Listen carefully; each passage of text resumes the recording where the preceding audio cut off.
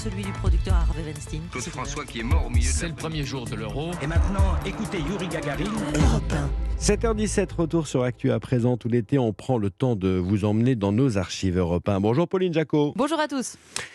Il y aura un nouveau procès Omar Haddad ou pas. La commission d'instruction de la Cour de révision se prononcera d'ici le 15 septembre prochain. Retour ce matin sur le tueur présumé de la veuve Marshall. En 1991, le jardinier a été condamné.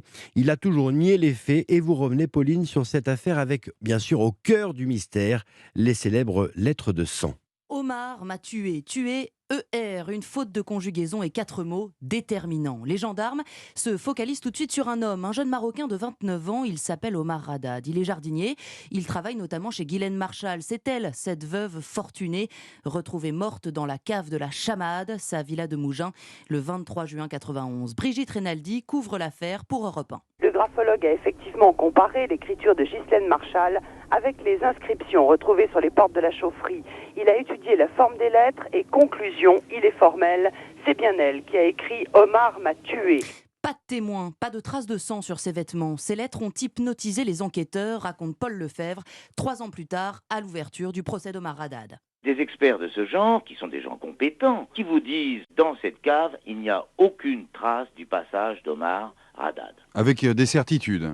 Ah ben oui, c'est des certitudes Ouais. scientifiques. Il dit, il y a rien, il n'y a pas d'empreinte. On n'a pas retrouvé d'éléments qui puissent dire Omar Haddad était dans cette cave le 23 juin entre midi et 13h. Inculpé depuis déjà 3 ans, le jardinier clame toujours son innocence, mais son alibi sera jugé trop faible. Le 21 février 1994, il est condamné à 18 ans de prison. Son avocat, Jacques Vergès, est scandalisé. Il y a 100 ans, dit-il, on condamnait un officier qui avait le tort d'être juif. Aujourd'hui, on condamne un jardinier parce qu'il a le tort d'être maghrébin. Alors ce procès n'a pas réussi à dissiper les zones d'ombre de cette affaire. Au contraire, plus on avance et finalement moins on en sait. Les lacunes de l'enquête sont nombreuses, disent les journalistes. Un appareil photo a été détruit. Le corps de Ghislaine Marshall n'a pas vraiment été autopsié avant qu'il ne soit incinéré. Certaines pistes n'ont pas été suivies. Les gendarmes étaient tellement persuadés de tenir le coupable idéal, raconte en 1996 l'un des avocats d'Omar Haddad, maître Gérard Baudou. J'ai encore en tête la réplique qui a été rapportée par un policier municipal de Mougins. Nous en avons un, il voulait dire d'Omar. Le paquet est ficelé. Il n'est pas utile d'aller chercher plus loin.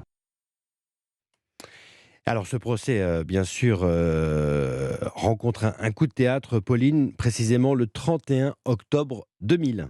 L'élément central de la culpabilité présumée d'Omar Haddad est mis en doute par 2 experts. Entre-temps, le jardinier a été libéré en 98, partiellement gracié par Jacques Chirac, mais pas innocenté. Énorme rebondissement donc. Omar m'a tué pourrait finalement ne pas avoir été écrit par Ghislaine Marshall. À l'annonce de cette nouvelle, Omar Haddad reprend espoir. Moi je le sais, ça fait 91, je sais c'est pas Madame Marshall qui l'a écrit. J'espère la justice bientôt va trouver ce qu'il a écrit. Mais jusqu'à aujourd'hui, il n'y a pas eu de nouveau procès. 30 ans après les faits, la découverte de nouveaux ADN fait espérer la défense, des traces génétiques qui désigneraient l'auteur de l'inscription, le meurtrier potentiellement. Les 4 mots « Omar m'a tué » n'ont donc pas encore livré tous leurs secrets. Retour sur Actu, les archives d'Europe 1, mises en lumière ce matin par Pauline Jacot. Restez avec nous, votre matinale été se poursuit. Johan Tritz et les compétitions de l'été, de la musique et la météo avant le journal de 7h30. À tout de suite.